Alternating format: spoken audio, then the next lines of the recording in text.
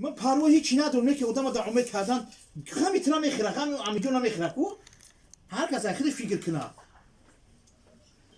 من این اوزم رسه خدمت تاگرتم یا چه خیر کنم بچه‌م شو احمد ابو باید دیلار پگم جمع میگیرم میو ای بچه‌م خو فکر کنه بچه‌م من مخ خود همیشاوی این ایزو میگه سوزوک بدونه برای سوزوک اینا حوزه میره گفته بگو 40 میلیون توی با میو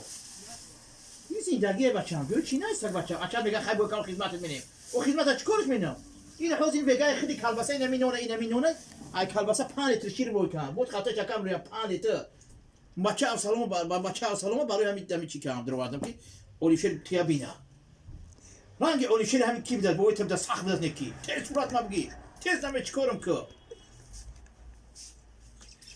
ای محمد شفیع بچه زوره بچه باعث بچه زورم برای بچه تبگو که باید کارم روزی نیست بانو میخدو من بکرش کردم پانیتر بعد خونه بتی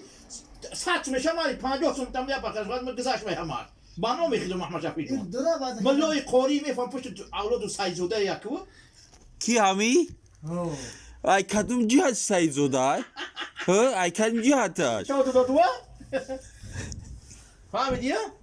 زبط کیسه با کامera بروی مینا در اینترنت رشیرت دینا آخی همین یا بخش کلوگان همین ساعت میشه همین یا بخش کلوگان پانیترا با برفت و ما گذاشت میام ماشگا بخشات سمناتی فوزی کار پیدا یا فودگی این هم ملیسا کو نکرد کوم کارو اومد ده ساعت بود حوزه ده باید مداگه بیش میتونم ملیسا رو چی گونای افتم میگه گو تایزو علی دو نکرد دیگو بیا چودا بکن تا چگه سوخت